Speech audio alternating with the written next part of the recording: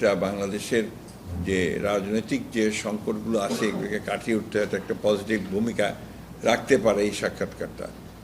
একই সঙ্গে আমি ব্যক্তিগতভাবে মনে করি যে সাম্প্রতিককালের রাজনৈতিক যে প্রেক্ষাপট, যে অবস্থান, এটা একটা বড় ইভেন্ট, এটা একটা টার্নিং পয়েন্ট হতে পারে আপনার কি, যদি সব কিছু সঠিকভাবে চলে তাহলে নিঃসন্দেহে এটা একটা টার্নিং পয়েন্ট হতে পারে। কারণ বর্তমান যে সরকারের প্রধান উপদেষ্টা প্রফেসর ডক্টর ইউনূস, তিনি দেখা করবেন আমাদের দলের ভারপ্রাপ্ত চেয়ারম্যান, যিনি দল চালাচ্ছেন দীর্ঘদিন ধরে এবং রাজনীতিতে প্রধান কেন্দ্রবিন্দু হয়ে আছেন বাংলাদেশে, এবং এই আপনার আমাদের ছাত্র জনতার অভ্যুত্থানের মধ্যে একটা প্রধান ভূমিকা পালন করেছেন।